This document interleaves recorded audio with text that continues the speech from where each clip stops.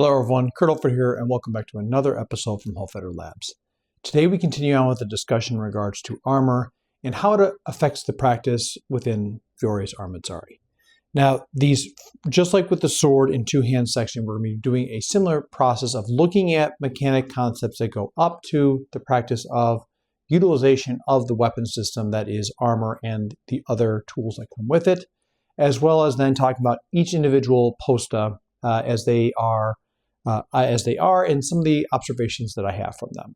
So that's going to be the process here going forward with this. So I just want to take that right here as a moment right here at this time, because again, the manuscript does not talk about any of these specifics. These are my personal findings that I have experienced through sparring, through continuous work and working with people, and the developing throughout the curriculum that I've had that I work with students, as well as like for the purpose of this channel right here.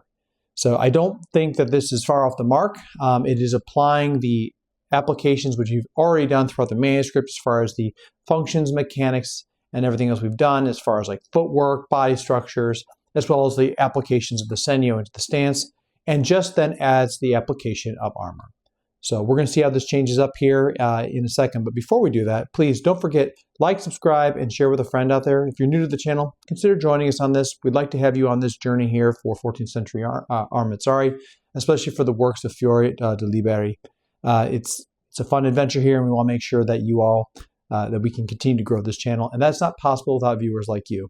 Again, if you're new, don't forget, leave a comment below. Love to hear your thoughts on this. And if you're an armor practitioner, maybe share some of your stories as well at the end of the video. So with that being the case here, now that I've said that piece, let's get into it. Okay, so we're going to talk about some movement when it comes into armor, and some parts right here with why the mechanics. I see Fiore's mechanics as being ways to power generate, as well as to start to slow and stop things because of how armor transforms the body.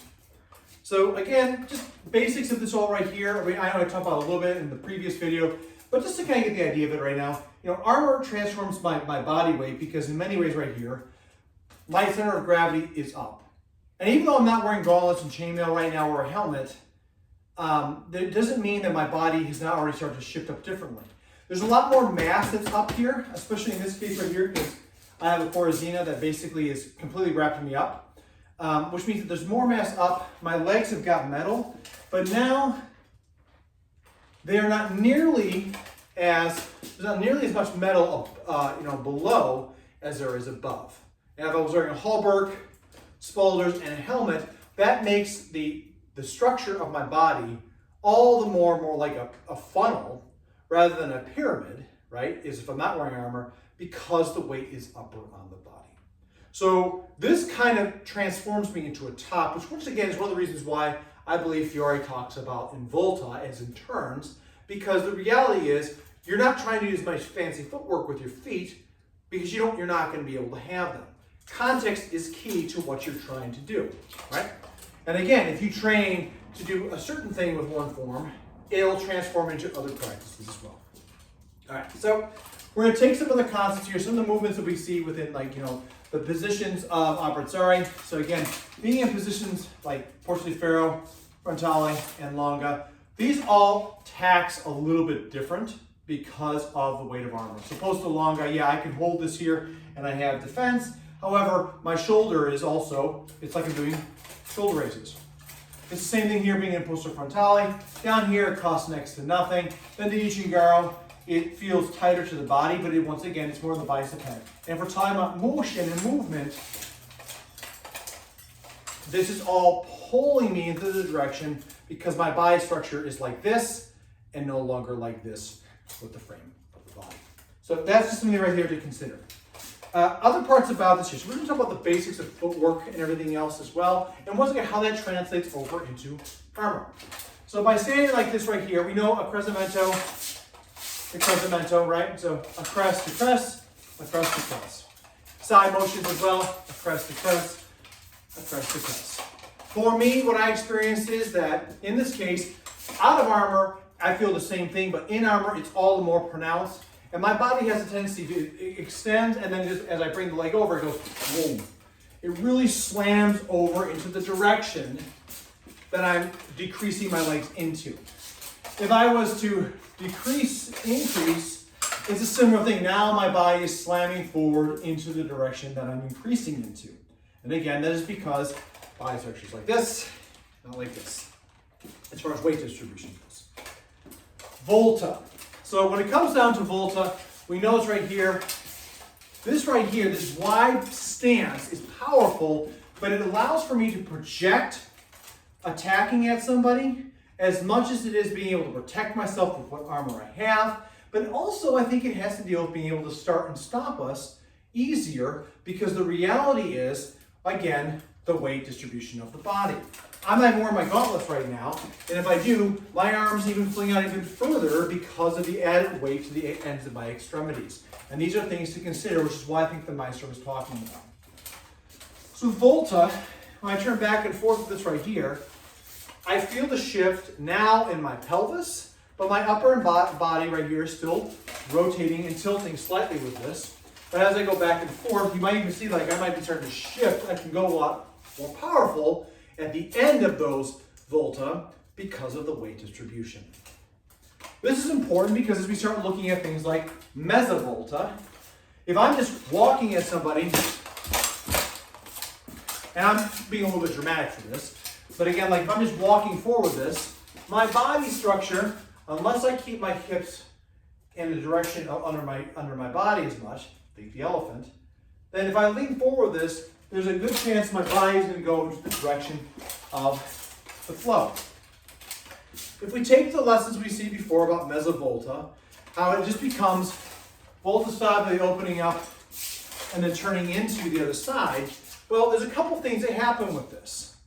So from the side vantage point right here, if I'm turned off in Volta stabile, as I Volta forward with this right here, my weight is pulling forward, right? And as I do this here, I can sink into this right here. This is where using the crest to sink down allows me to find, once again, my senio stance, my fortezza here in place. So that is allowing me to go forward into this.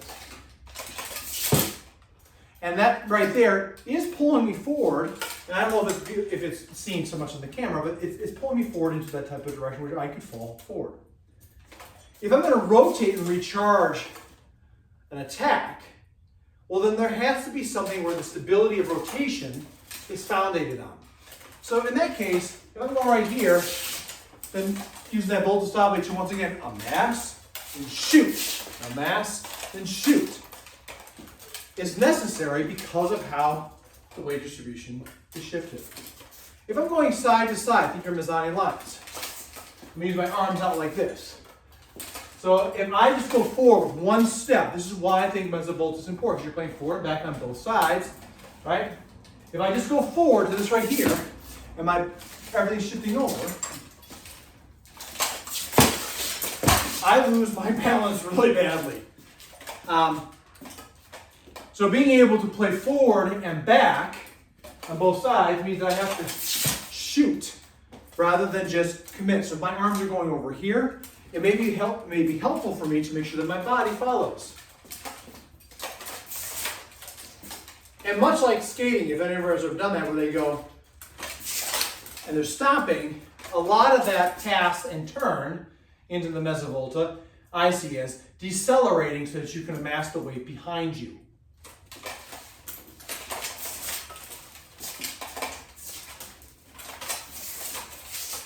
And of course, this is on concrete, it's smooth, but again, even if my foot's up a little bit, I can slow myself down and stop myself.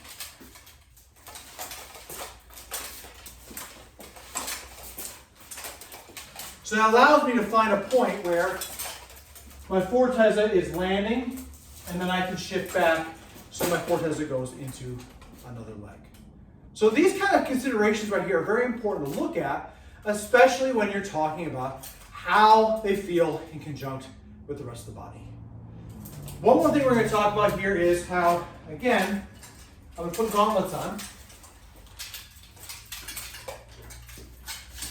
And we're going to talk about how the sword feels in the body.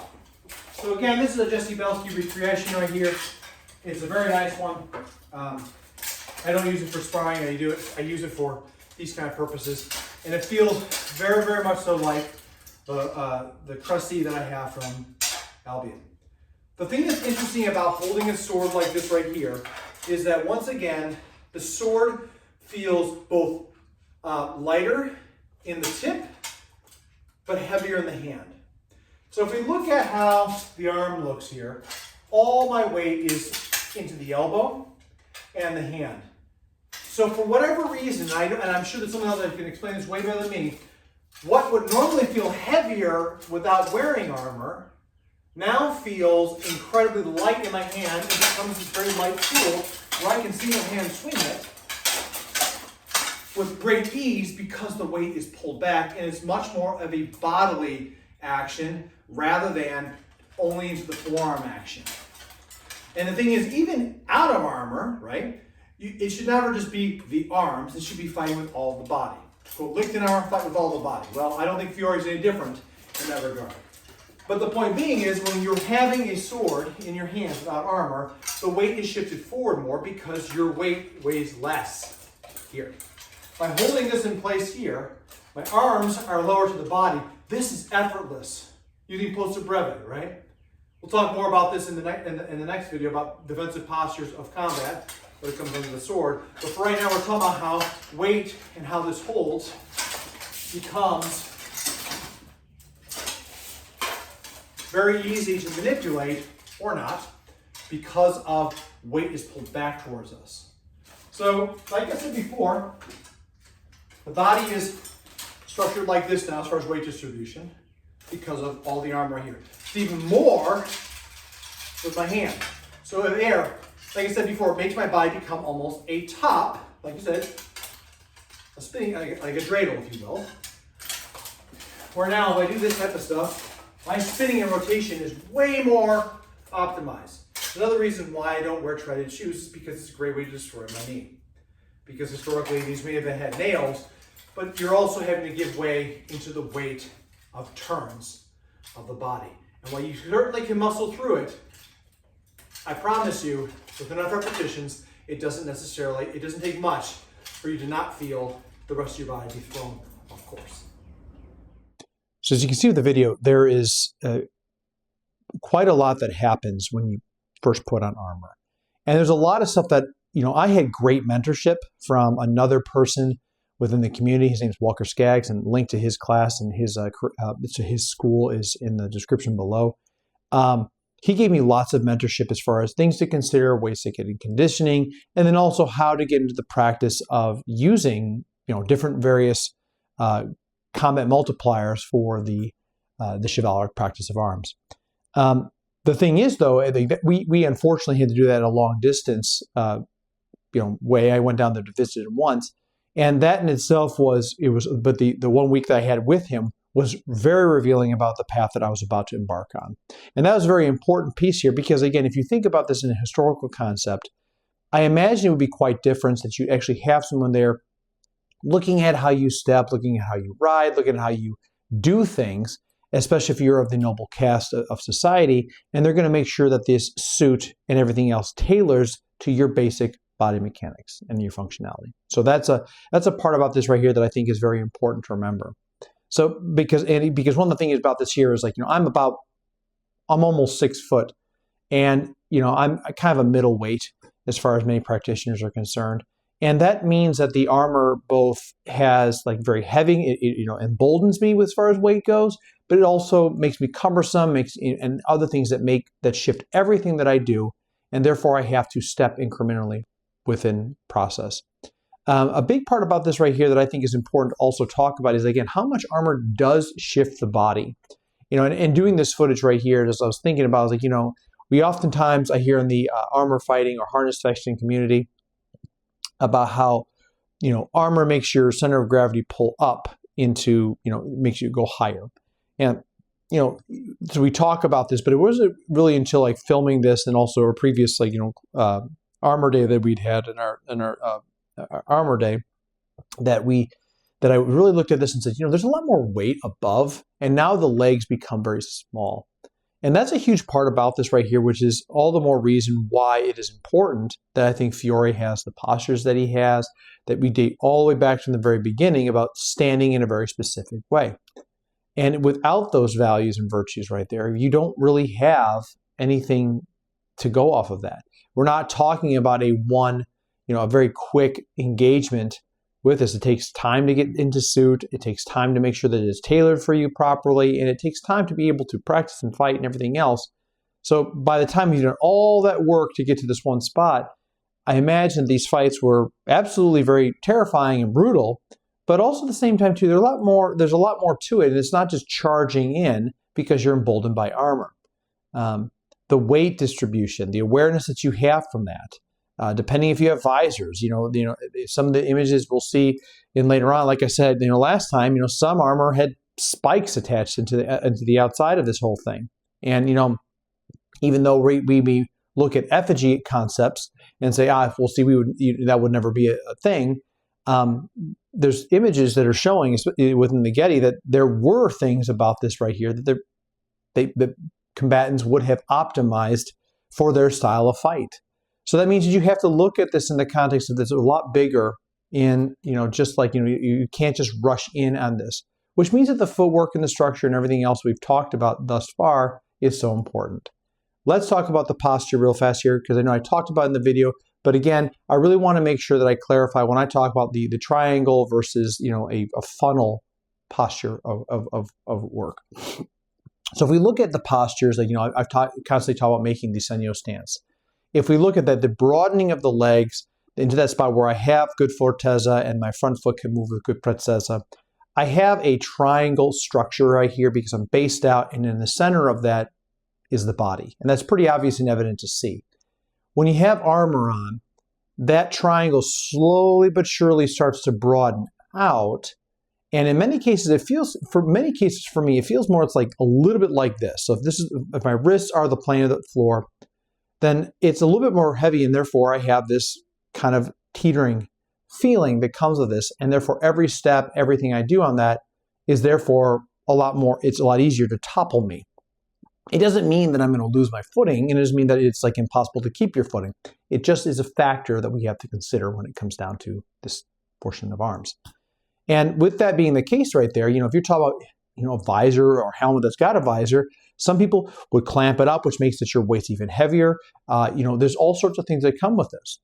So it makes a lot of sense why Fiore constantly talks about turning. And I oftentimes think this is because the body is transformed from a platform of like a triangle into a funnel or a top of some sort. So some things out there to consider about that right there.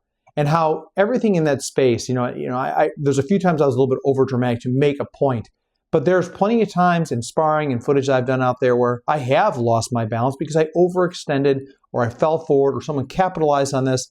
And the reality is at that point, you're really in trouble because you may not have the recovery ability to get out of it. So those are just some of the observations about the body structure.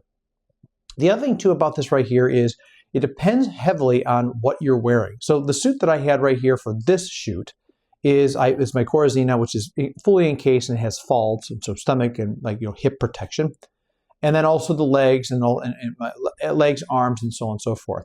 I didn't have any shoulders or chainmail for this, and honestly, not that they don't matter. You can learn a lot from just this right here, and many of the stuff right here. There's a lot that you can play and work out of just this right here if you're getting into the practice of armor. So again, like how those things weigh and feel is also different. A while back, I had a range where we're wearing partial kit with just gauntlets, legs, and some type of body armor, and we're deploying arms from a sword and a scabbard. The link's in the description below for there. And the big thing right there is learning how to do that while wearing arms and armor is a big factor that many people, I don't know if they consider that because of how much, there's other safety mechanisms that happen for what you're wearing. Daggers don't just slide out. There's probably safes in there to make sure that the dagger doesn't fall on your foot or get you stabbed. Although, I'm sure there's also ways to make sure it's released properly. Scabbards are not so they're not so slippery in the holding. In many cases, they had a tighter fit, so that means that you had things that you had to do as far as for moving the blade out. And that right there are some of the pieces that I think often, especially when it comes to this, is because essentially when we look at how these things fit to us and how we hold them and everything else, everything changes just a little bit. And that just little bit right there is a factor that makes the totality of what Fiore is saying, in my opinion, a combat system. And I'm not talking about a system of fighting. I'm talking about if you're deploying, if you have a scabbard on, this is something that I experienced with one of my sharps, is that essentially withdrawing it without armor, it's heavy and I have to use a lot more muscles to get out of it. But when I'm in armor, it was more about I could just throw the weight because my arm weighs more and the sword came out faster. Now, that could just be because weight and shifting and everything else is a consideration, but it is a part right there to consider when you're talking about this buildup of armor. So there's a lot that comes to this right here, and it's important to be able to look at that. So I just want to show that right there. And then also, depending on what type of sword you have, like I said, your arm harness and everything else, that also shifts how much everything weighs. And that sword is not light by any imagination that I was using for this production. But it is lighter than many of the swords that I have, and it's still. I'm sorry, even still, it's got a weight to it that when I have arm harness on and gauntlets, it makes it heavier in the hand, and it creates different focal points in which grappling and usage of the weapon are changed. So that's really going to do it for this video right here. I know it's a little bit long-winded as far as this goes, but again, one thing I really want to try to add to the community is that, one, we don't know everything on this, and these are just what I think and see and observe in my experiences. And I think when I first got into the practice of armor, I had a huge period of time where I was like, oh yeah, just put on the armor right here. Well, I was also a Marine at the time, active duty, and had a physical fitness regimen right there, which really added to that. So if people are getting to the first time, people may or may not necessarily be aware of all these things that are happening because there are limitations when it comes down to how armor is worn. There's things that changes your body structure, and it does require some level of athletics, but also body awareness to be able to do with it. And that is an important piece because of how much it is going to change you. So with that being the case, like I said, that does it for the video here. Please, as always out there, my dear friends, until I see you, be safe out there, train well, and fight on. I'll see you all soon.